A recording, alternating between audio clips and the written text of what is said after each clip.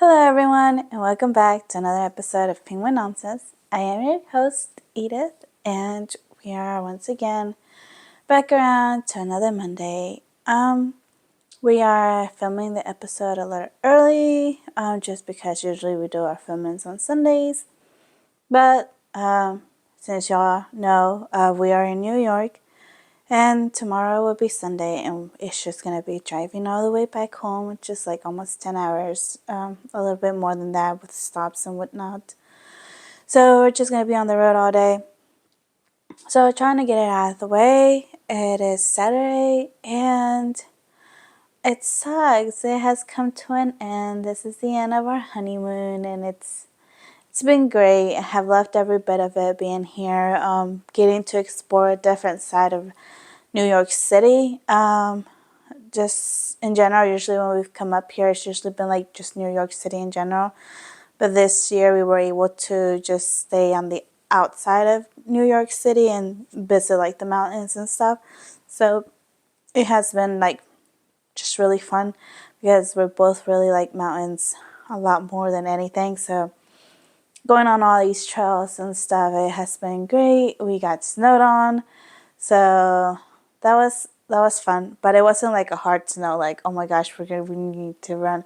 But as soon as we were like more than halfway up the trail, it started snowing, and so we had to return back. But it was an adventure for sure. It was the first time we've ever gone on a trail, and it's just started snowing, So that was fun. But other than that, we didn't get any heavy snow, but it was fun, and just everything has just been great. From every place that we went out to just being able to enjoy some time after the wedding, to just kind of just be us together and just us two and not have to worry about work and everything. It has been just awesome. So it sucks that we don't get to go back Monday to work. We'll take another day being at home and just kind of relaxing from the vacation. But we'll be back Tuesday, so it's gonna suck a little for sure. But which is why I am in my PJs. For those of y'all who are seeing the video on YouTube, because we just got home, we ate, and we're trying to clean everything back up so we can leave the Airbnb as best as we can. And so I was not about to shower from the hike and then put on normal clothes again and then do the thing and then go back to my pajamas. So I am in my PJs. So if I look a hot mess, the one don't I? This is why. So without making this any longer, like I typically do, let's get on to our first story of the day.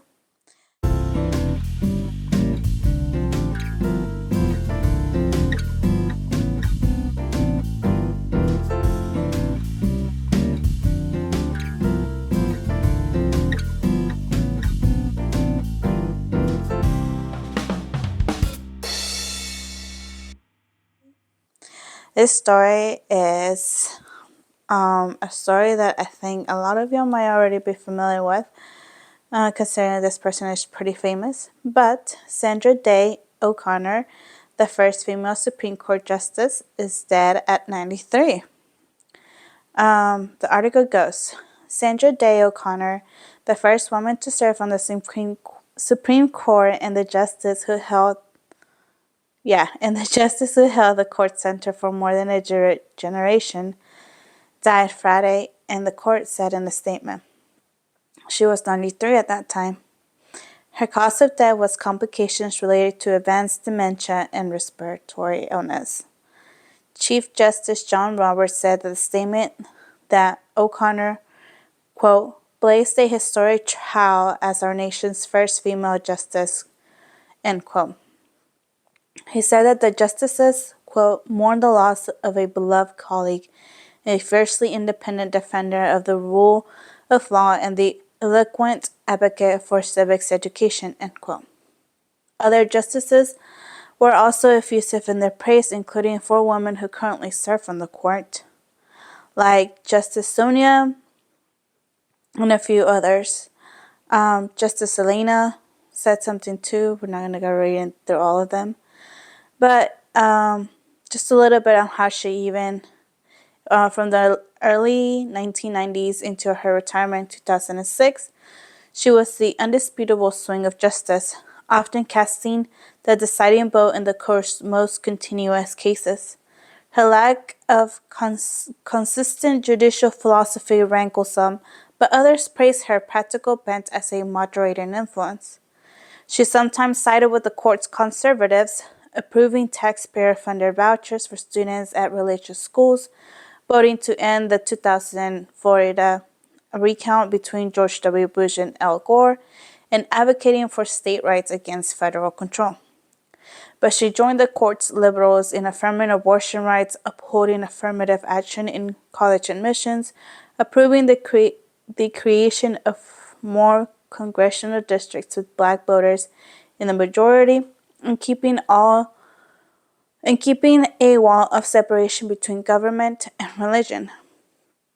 As the court has moved further to the right in the recent years, her legacy has been undermined, with the 6-3 conservative majority ending the right to abortion and the consideration of raising college admissions, emphasizing how her modest approach to judging was a hallmark of a different era.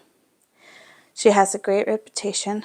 Obviously, the article is pretty long, and it pretty much just goes on to say like some of her biggest highlights, and that was just a small little like part of it, and how she was and who she was, and that kind of stuff. So I really recommend y'all to go and read the article, so I don't just bore y'all to death here sitting and reading the whole article.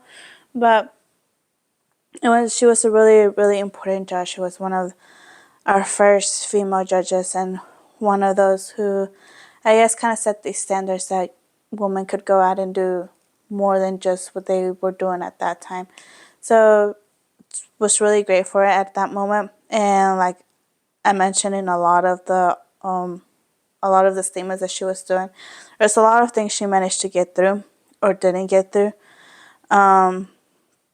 So she was very well looked after, and even when she retired, it was like a whole big deal about it. So it's sad to lose somebody so big to our history, someone who did mean a lot to our history in the U.S. But I hope she went peacefully, and I hope that nothing bad arises from this. I don't think anything bad would. But our sentiments go out to their families and that kind of stuff, and hope they get healing from this. But I thought it was an interesting story. Didn't know she was dead until this morning, actually, when I was looking for stories to do. So that one was a little crazy. But let me know what you guys think of her as a judge, or what y'all think, if she was good, she was not good. Just y'all's opinions on the comments. And we will go on to our next story of the day. And this one is from Am I the Asshole Forum, from our Reddit stories. And it says, Am I the a-hole for fat... it's by No Repair 4102. And it goes, Am I the a-hole for fat shaming my roommate because she wouldn't stop talking about how fat America is? Well, that title is just something, isn't it? Story goes, I, 25 female, am an American who has been living in London for about 6 months now.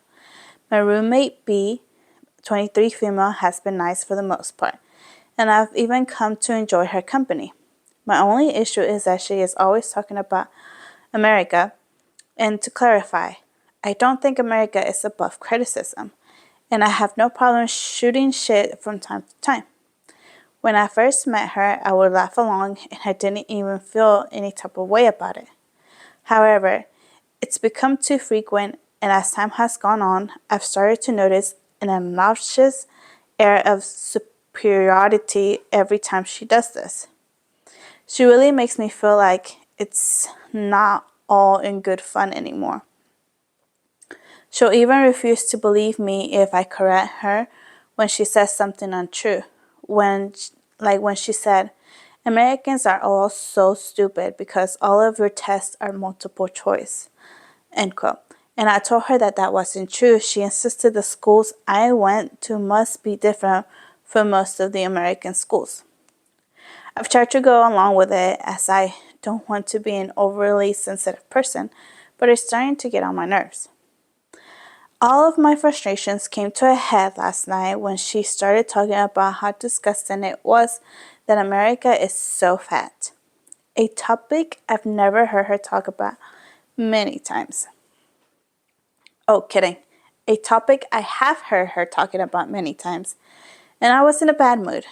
I still tried my best to ignore her, but she just kept going. I always had to bite my tongue when she talks about America's obesity epidemic because B is overweight herself.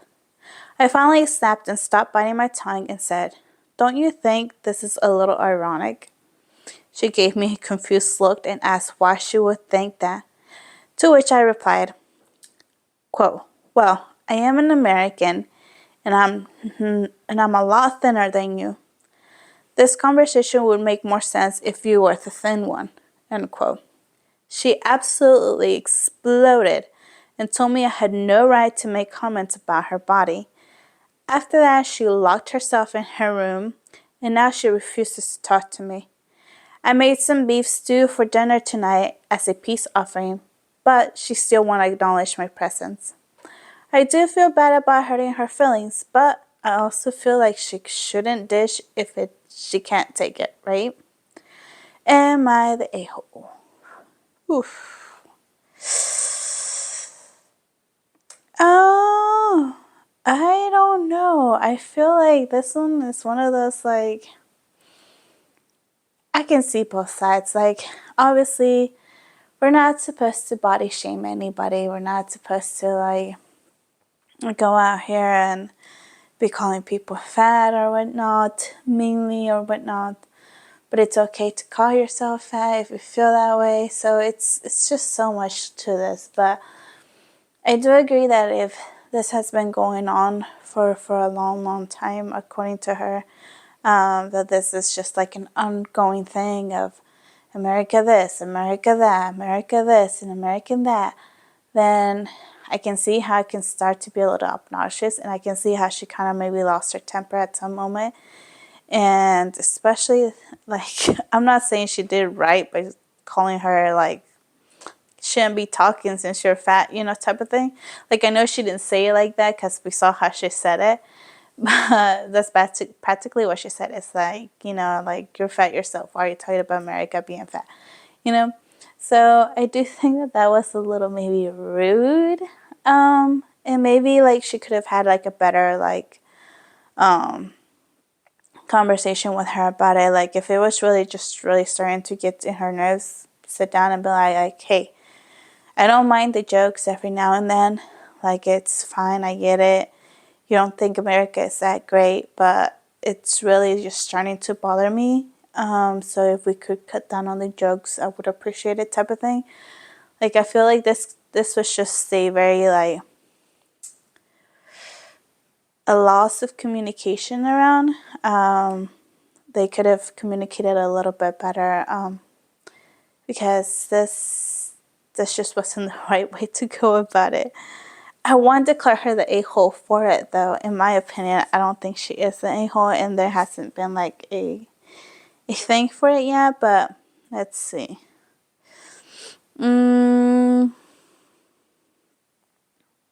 This is one of their top comments. It says, I had a friend exactly like this. She was from New Zealand, and every time we were together in NYC, she would talk shit about Americans being fat, stupid, etc. One time I snapped and said, "You realize everyone in my family is fat, right? You're insulting me to my face." Her response was to stare at me in bewilderment and say that she didn't mean me. She meant the other fat Americans. Oh, okay, so still the rest of my family then. Cool. Her father had the biggest goddamn beer belly I've ever seen and was the Kiwi version of Santa Claus. We're not friends anymore. There are plenty of valid reasons to talk shit about America and Americans, but if you talk shit about people who did nothing to you personally, you deserve it, not the a-hole. So that was the first comment. So, it looks like, from what I can tell from the comments, that a lot of people have kind of probably gone through this. And usually they end up with something like, yeah, for America, we know we don't have like the best. We used to be one of the best countries. We recently have not been one of the best countries. So it really has just been a little like crazy about it. But overall, I think we do have a privilege of being where we are and having the freedom that we have to be able to speak the way we speak, and do the things that we do. But at the same time, it's also very like stressful, and sometimes it just gets worse and worse, and our education is worse than, there's just so much. But I feel like if you're going to talk shit about something, you should be able to take shit back. Simple as that. I think that's what it comes down to. I don't think she was a a-hole. I think she could have phrased it better. Yes. But I don't think she was a a-hole. But let me know what you guys think. Do you think she was a a-hole? Do you think she wasn't? And but that's my 2 cents, is that if you're going to talk, then you got to get it back too. So, or be able to give it back, I guess. But our next story of today is a really cute story that I ran across, or in my opinion. It is titled Chicago Woman 104 Skydives from Plane Aiming to Break Record for World's Oldest Skydiver. A 104-year-old Chicago woman is hoping to be certified as the oldest person to ever skydive after leaving her walker on the ground and making a tandem jump in northern Illinois. Age is just another number. Dorothy Hoffner told cheering crowds moments after touching the ground Sunday at a Skydive Chicago in Ottawa, about 85 miles southwest of Chicago, the Chicago Tribune reported. The Guinness World Record for oldest skydiver was set in May 2022 by 103-year-old Linnea Larsson from Sweden, but Skydive Chicago is working to have Guinness World Record certify Hoffner's jump as a record. Hoffner's first skydive was when she was 100 on Sunday, and on Sunday she left her walker behind just short on the plane at Skydiving and was helped up the steps to join the others waiting inside to skydive. She said, let's go, Jeromino she said as she sat down. When she first skydived, she said she had to be pushed out of the aircraft, but on Sunday, to tether to a U.S. Parachute Association certified instructor, Hoffner insisted on leading the jump from 13,500 feet. She looked calm and confident, and when the plane was aloft and its aft door opened to reveal the tan crop fields far below shortly before she shuffled towards the edge and leaped into the air. She tumbled out of the plane head first, completing a perfect forward roll into the sky before flying stable in free fall with her belly facing the ground. The dive lasted 7 minutes, including her parachute's slow descent to the ground. Coming into land, the wind pushed Hoffner's white hair back. She clung to the harness over her narrow shoulders, picked up her legs, and plopped softly into the grassy landing area. And her friends rushed in to share congratulations when someone brought over her red walker. She rose quickly, and she was asked how it felt to be back on ground. And she said, wonderful, but it was wonderful up there. The whole thing was delightful, wonderful, couldn't have been better. After her jump, Hoffner's mind quickly turned to the future of the other challenges. The lifelong Chicago woman, who's set to turn 105 in December, says she might take a ride in a hot air balloon next time. I've never been in one of those yet, she said. So, I thought that was just something neat to share. I always tell y'all to always go and chase your dreams. Do what you want to do if you want to do it.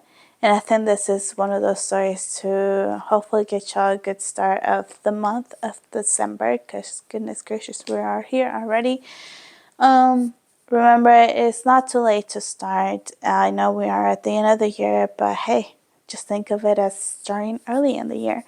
And not like too late in the year, you know. She obviously was 104. She probably has no rhyme or reason to be up there, but she wanted to do it, and so she did it. And that just goes on to say, it doesn't matter how old you are. It doesn't matter how young you are. If you want to do it, do it. If it's something you want to really do in your life, then go for it, you know? So keep that in mind, you guys. Let me know what you guys think of this lady who was 104 and jumped off this plane. Cool things, but, you know, let me know what you guys think. And that's all I have for y'all this week. I hope y'all are safe. I hope y'all don't get stressed over the holidays, because I know a lot of holidays are coming up. I know we just had Thanksgiving, we had Christmas. For those who celebrate Kwanzaa, all these other holidays that are out there. Don't let the stress get to y'all. Do what y'all can if y'all can do it, and if y'all can't, don't worry about it, okay? Don't let it get to y'all. Hope y'all have a good one, and I'll see y'all again next Monday. Bye.